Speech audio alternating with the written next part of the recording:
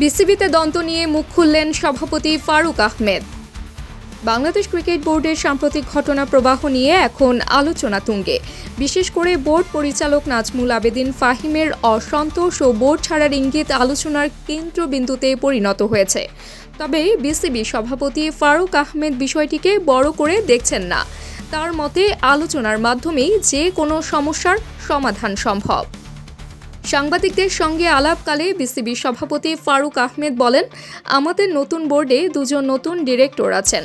আমি board president, আরেকজন ফাহিম। আমি সবসময় বিশ্বাস করি আলোচনার মাধ্যমেই সমস্যার সমাধান করা সম্ভব।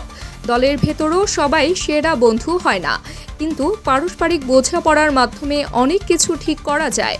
যদি কোনো অসন্তোষ থাকে সেটা আমার সঙ্গে সরাসরি আলোচনা করলেই ভালো। তিনি আরও বলেন, যেহেতু আমরা দুজন নতুন ডিরেক্টর, বেশিরভাগ কাজই একসঙ্গে করার চেষ্টা করেছি। তবে শেষের দিকে কিছু যোগাযোগের ঘাটতি হতে পারে, কারণ অনেক জরুরি সিদ্ধান্ত আমাকে এককভাবে নিতে হয়েছে।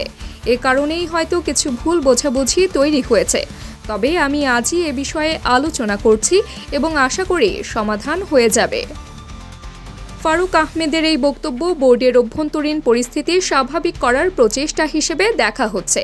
এখন দেখার বিষয়, ফাহিম এই বক্তব্যের পর কী সিদ্ধান্ত নেন এবং বোর্ডে তার অবস্থান কিভাবে পরিবর্তিত হয়।